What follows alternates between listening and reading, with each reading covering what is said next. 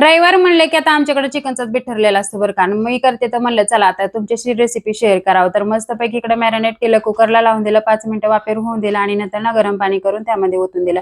तोपर्यंत कुकर होते तोपर्यंत माझी इकडे चालली ती वाटणाची तयारी. आता माझा सुक्याचा मसाला वेगळा आणि रस्सा भाजीचा मसाला वेगळा असतो बरं का. पहिलं तर मी इकडे तीळ भाजून घेतलं, त्यानंतर खोबरे भाजून घेतलं, कांदा भाजून घेतला, थोडंसं टोमॅटो भाजला आणि अद्रक लसूण पण भाजून घेतलं होतं बरं का. आणि आता माझी चालली इकडे सुक्याची तयारी. छानपैकी कांदा टोमॅटो परतून दिला, त्यानंतर ना बेसिक मसाले टाकले आणि मस्तपैकी मिठाचं पाणी टाकून हे छान 5-10 मिनिटं परतून घ्यायचं आणि त्याच्यामध्ये परत चिकन टाकायचं. तर तुम्हीच बघू शकता बरं का किती छान झाले ते.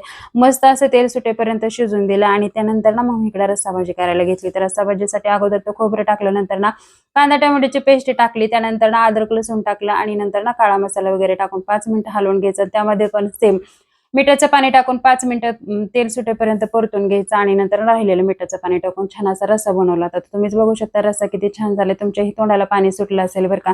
चला तर मग या जेवायला. बाय.